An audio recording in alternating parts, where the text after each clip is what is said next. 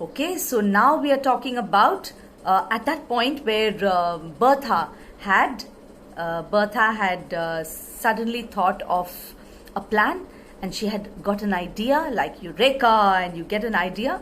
So she was very excited about it. So she curled herself on the divan and tried to study her senior English, but her thoughts wandered hopelessly, and finally she gave it up. Now she was trying to study for her exam, remember? So, but her thoughts were wandering hopelessly. Remember, I wandered lonely as a cloud in the daffodils.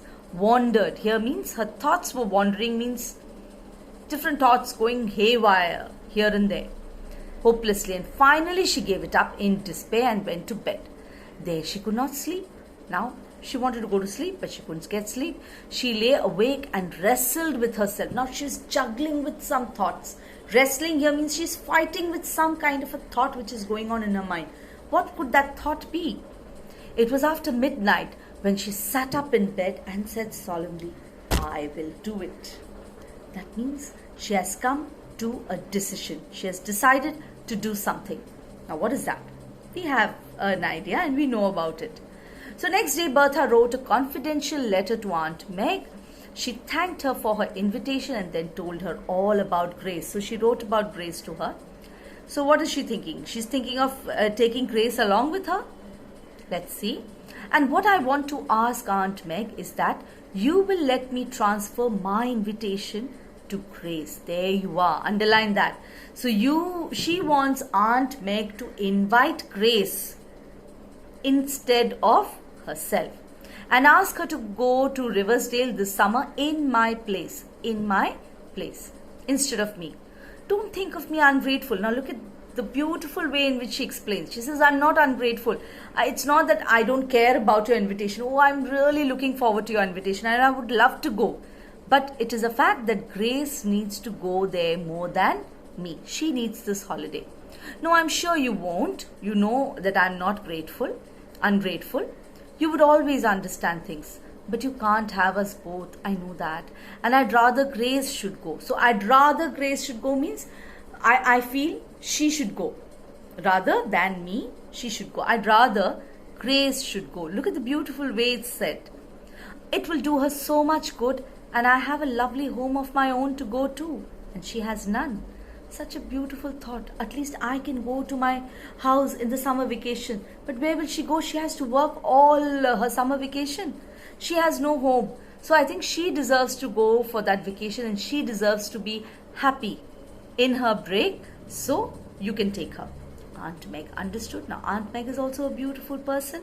So she understood and was perfectly willing. So she wrote to Bertha and enclosed a note of invitation for Grace. So she wrote a letter to Bertha and she says, okay, fine. And she also wrote a letter to Grace.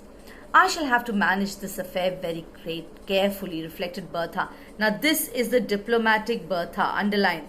So she's going to manage it very carefully. Grace must never suspect that I did it on purpose. Now she should not get a clue of what's happening. Why? Why didn't she want to do that? Because, yes, you know that, she didn't want to hurt her sentiments. So she didn't want to hurt her pride. Just to, if you make a person feel that, oh, tum to kitni bechari ho, you really don't have anything, you have no home to go to, so you should go to Aunt Meg's house. Mere paas to ghar hai, I can always go to my house. I think you need the holiday more. She didn't want that kind of a feeling for Grace. She didn't want Grace to feel like that. She wanted Grace to go there happily. Okay, she wanted her to accept that invitation because she did not want to hurt the self-pride of Grace. I will tell her that circumstances have prevented me from accepting Aunt Meg's invitation. I'll just say some circumstance and I can't go. Okay, that is true enough. No need to say that the circumstances are hers, not mine. It is not my circumstance. It is actually Grace's such circumstance. But she's saying a white lie. She's not saying anything. So, and I'll say, I just asked Aunt Meg to invite her in my place, and that she has done so. So, because I can't go, I asked if Grace can come along. So, and Aunt Meg has accepted it. So, this was her plan, her master plan. When Grace came home from her history examination that day, she had an history exam, Bertha told her the story and gave her Aunt Meg's cordial note, a letter which had come. "You must come to me in Bertha's place," wrote the latter, Aunt Meg. "I feel as if I know you from her letters, and I will consider you as a sort of honorary niece, and I'll treat you as if you were Bertha herself. So you're not going to get any kind of different treatment. I'm going to treat you the same way as I would have treated Bertha. So I'll just think that Bertha has come, and so I will treat you in the same way so that you are comfortable. So please come." So that was a very sweet letter that Aunt Meg wrote. "Isn't it splendid of Aunt Meg?" said Bertha diplomatically. "Of course you'll go, Gracie." Now she used to call her Bertie and she used to call her Gracie. Fine. So indeed I want to go. So Grace, now it's suddenly, when a person is very sad and has never known any happiness all your life, and suddenly something happy comes by, it's very difficult for that person to accept it. So she says, "Oh, I don't know," said Gracie in bewilderment. "Are you sure you don't want to go, Bertha?" "Indeed, I do want to go too, dreadfully." So Bertha is saying, "Yes, I want to go," said Bertha. "But as I've told you, it is impossible. It's not possible for me." So, but if I'm disappointed, Aunt Meg mustn't be. So I'm very disappointed because I can't go. But Aunt Meg cannot be disappointed. You should go. At least she should not have any regrets. "You must go, Grace, and that is all there is about it." So this is the situation. This is the issue. You will have to go and make up for my absence. In the end, Gracie did go. A little puzzled and doubtful still, but thankful beyond words to escape the drudgery of the counter and the noise and heat of the city. Now see, the same Grace, when you compare with the previous line where she says, "There is nothing else for me to do," said Grace, trying to speak cheerfully. Remember that line? Now another line, she says, "I shall be too busy to be lonesome." So I shall be very busy and I won't feel lonely. But now that it is the beautiful thing is there in front of her, she can go. She says she feels happy, she feels thankful that she can go and she can escape the drudgery of the counter and the noise and heat of the city. Many a times this happens, when you've explained to yourself that no, it's not going to happen.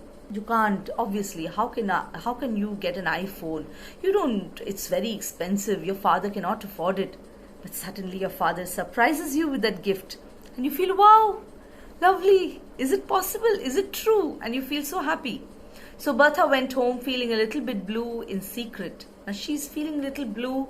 Why? Because she wanted to go for that trip. She was very excited. Remember in the beginning when she read out that letter to Grace, she was so excited. She wanted to go there. But now she has sacrificed, so she feels a little bit blue. After all, she's also a little girl. It cannot be denied that she also felt sad, Bertha, but also feeling quite sure that now this is Bertha's character, beautiful character, very beautifully explained. Underline this, that if she had to do it all over again, she would do just the same. If she had, sometimes your mummy says, go away fast before I change my mind. Now this, Bertha says that even if I had to do it again, if life would have given me another opportunity, rewind and play, I would have done the same thing. So confident she is, and she has no regrets. She's done it with a lot of love. So that's the reason. The summer slipped quickly by. Summer slipped, alliteration. Quickly by, and finally 2 letters came to Bertha. One from Aunt Meg, one from Grace. I've had a lovely time, wrote the letter. And oh, Bertie, what do you think? I'm to stay here always. So Grace has some good news. She says, I'm going to stay here forever. And of course, I'm going to go back home, go back to school next month. But this is going to be my home after this. Aunt Meg, she makes me call her that, says I must stay with her for good. In Aunt Meg's letter was this paragraph. Now that was the good news from Grace. Now Aunt Meg says, Grace is writing to you and will have told you that I intend to keep her here. Means I'm going to keep her for good. You know, I've always wanted a daughter of my own, but my greedy brothers and sisters would never give me one of theirs. You know what? Even I love a daughter, and I don't have a daughter, and I always wanted to have a daughter. So I intend to adopt Grace. I wish I could adopt somebody. Anyway, so I intend to adopt Grace. Aunt Meg is very lucky because Grace has no one in the world and Aunt Meg has no one in the world. So they found each other, and it was beautifully done by Bertha, all because of Bertha.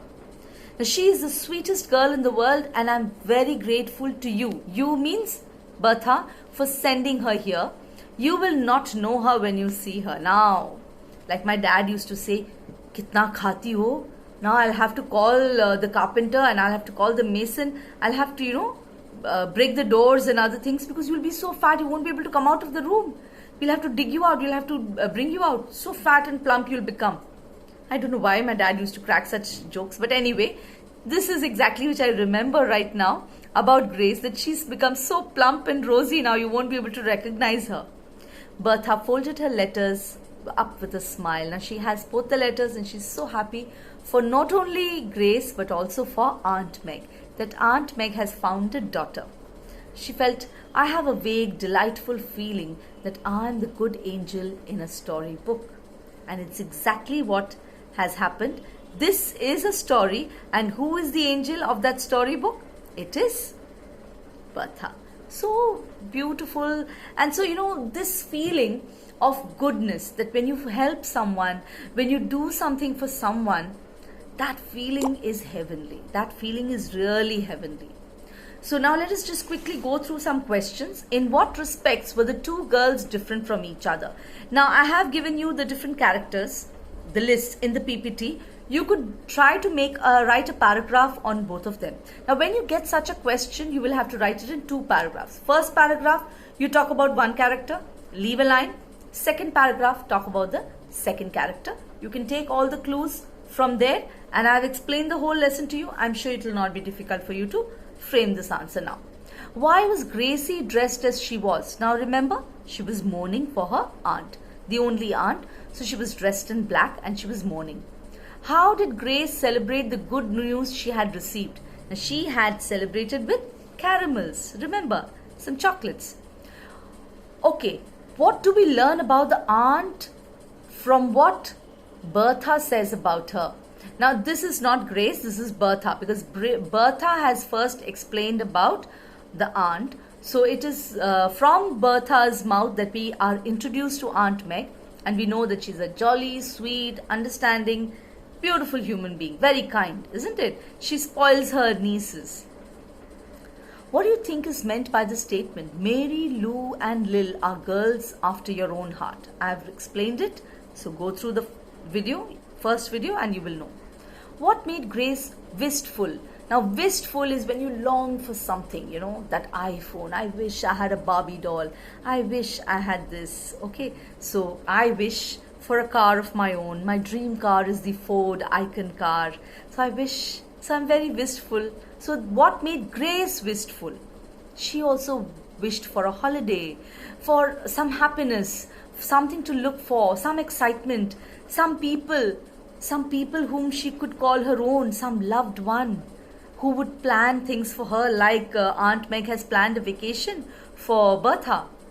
Did Bertha think it was a good idea for Grace to work at Clarkman's all summer? No, isn't it? Bertha knew very well that Grace would have collapsed. It would be very, very difficult for Grace to continue and work entire summer, because she's already very thin and pale. Her